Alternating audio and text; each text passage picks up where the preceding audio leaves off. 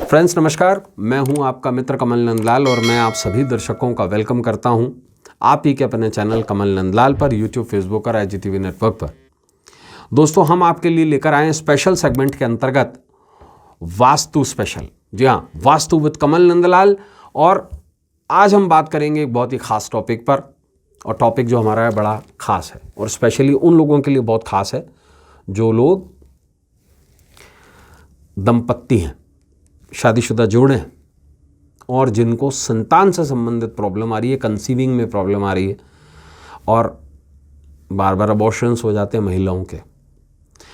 और आप विश्वास करेंगे या नहीं करेंगे, लेकिन लगभग 8.5% दंपत्ति जो हैं पूरी दुनिया के, वो संतानहीनता से पीड़ित हैं। और आज हम आपको बताने जा रहे हैं संतानहीनता का बड़ा कारण बनता है वास्तु दोष। आइए इस पर बात करते हैं। देखिए, किसी भी महिला के जीवन में संपूर्णता का एहसास तभी आ पाता है जब वो एक बच्चे को जन्म देती है। ये तो फैक्ट है। हर महिला को मातृत्व की अनुभूति करने वाले इस यादगार पल का हमेशा इंतजार रहता है, जब उसे पता चलता है कि जल्दी वह एक नई जिंदगी को दुनिया में लाने वाली है। एक जीवन से 2 जीवन बनने वाले हैं।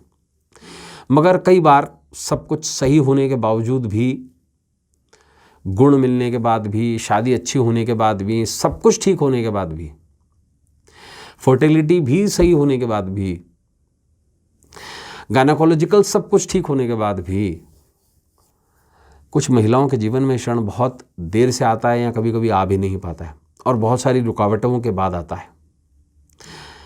घर का वास्तु भी इस मामले में अहम भूमिका निभाता है। वास्तु में कुछ खामियां महिलाओं के गर्भधारण में व्यवधान डाल सकती हैं या डालती हैं। आइए हम इस बारे में जानते हैं कि वास्तु क्या कहता है। देखिए, अगर किसी की कुंडली में संतानहीनता को लेकर प्रॉब्लम है तो ये दिख जाती है, लेकिन कई बार कुंडली में सब कुछ ठीक होता है लेकिन तो भी बच्चा कंसीव नहीं कर पाती एक लेडी। क्या कारण है उसके पीछे, आइए जानते हैं। देखिए, शादीशुदा जोड़े का बेडरूम अगर उत्तर पूर्व में है, उसे नहीं होना चाहिए। तो शादीशुदा जोड़े का बेडरूम उत्तर पूर्व दिशा में नहीं होना चाहिए, अन्यथा महिला को गर्भधारण में परेशानी आती है। उत्तर पूर्व को ईशान कोण कहा गया। ये ईश्वर की दिशा है, यही पानी की दिशा भी है। तो ईशान कोण में भ्रूण के पोषण के लिए पर्याप्त ऊर्जा नहीं मिल पाती है, जिसका परिणाम गर्भपात भी होता है। जी हाँ, अबॉर्शंस होते हैं। जिस किसी भी कपल का बेडरूम अगर नॉर्थ ईस्ट में है घर के, तो वहाँ पर ये प्रॉब्लम बड़ी आम है। और ये मैंने अपने व्यक्तिगत जीवन में भी, प्रोफेशनल लाइफ का जो जीवन है मेरा, उसमें मैंने देखी है। भवन के पूर्व या उत्तर पूर्व में वास्तु दोष अगर होता है, या स्थान भारी हो, यहाँ पर कोई स्टोर रूम बना हुआ हो, कबाड़ हो, या उत्तर पूर्व में नॉर्थ ईस्ट में अगर शौचालय हो, तो यह संतानहीनता का एक कारण बन जाता है। यदि घर का पूर्व भाग पश्चिम से अधिक ऊंचा हो, या घर का नॉर्थ ईस्ट अगर साउथ वेस्ट से ज्यादा ऊंचा हो, और अगर घर से दूषित जल का निकास दक्षिण पश्चिम दिशा में हो, तो भी संतान होने में विलंब होता है। यानी कि अगर आपके गटर का पानी, गंदा पानी साउथ वेस्ट से बाहर निकल रहा है, तो भी ये प्रॉब्लम जरूर होगी। दक्षिण पूर्व दिशा, जिसे हम आग्नेय कोण कहते हैं, उसमें भी बेडरूम कभी नहीं होना चाहिए। This is the direction of fire. गर्भवती हो जाने के बाद अगर महिला ज़्यादातर अगर दक्षिण पूर्व दिशा में बैठे या वो सोए, तो उसे बचना चाहिए। उसका कारण यह है कि यहाँ पर अल्टीमेट एनर्जी होती है। दक्षिण पूर्व में बना हुआ मुख्य द्वार, अगर किसी का घर का जो मेन गेट है अगर वो साउथ ईस्ट में है, या समरसेबल लगा हुआ है, वहाँ पे कोई हैंडपंप है, बोरिंग है, अंडरग्राउंड वाटर टैंक है दक्षिण पूर्व में, तो ये भी संतानहीनता का कारण बन सकता है। आग्नेय कोण कहते हैं इसको, अग्नि से संबंध है इसका। आग्नेय कोण की आवश्यकता से अधिक ऊर्जा बच्चे को प्रभावित करती है, या फिर समय से पहले प्रसव भी हो जाता है, और कई बार ऐसा भी होता है कि प्रसव पीड़ा में बच्चे समाप्त हो जाते हैं। घर में कोई फल का पौधा नहीं होना चाहिए, और स्पेशली नींबू का पौधा या संतरे का पौधा नहीं होना चाहिए, पपीते का पौधा भी नहीं होना चाहिए। अगर वो घर में है तो बड़ी मुश्किल वाली स्थिति है वास्तु के हिसाब से। तो फल वाला पौधा घर के बाहर हो बहुत अच्छा है, अन्यथा ये भी संतानहीनता का कारण बनता है। दक्षिण पूर्व दिशा में वास्तु दोष गर्भाशय के रोग भी देता है और गर्भपात का कारण भी बनता है।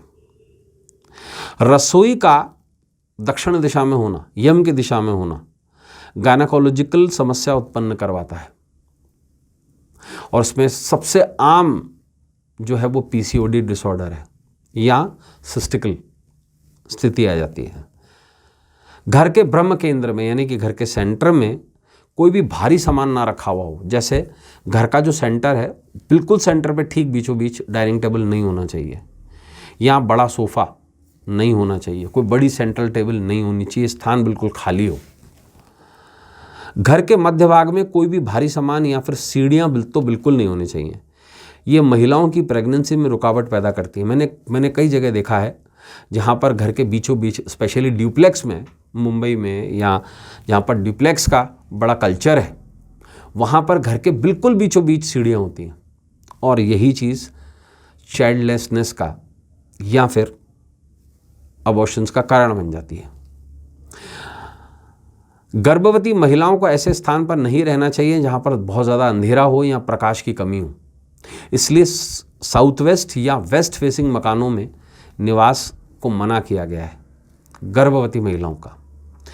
बच्चे के उचित विकास के लिए चारों ओर से रोशनी आना बहुत ज़रूरी है और उतनी ही फ्रेश एयर भी ज़रूरी है। गर्भवती महिलाओं को ज़रूरत से ज़्यादा गाढ़े या फिर गहरे रंग के कपड़े पहनने से बचना चाहिए, जैसे कि काले, लाल, डार्क ब्लू, टर्पेंटाइन ब्लू जिसे कहते हैं, ब्राउन, ऐसे कपड़े पहनने से बचना चाहिए।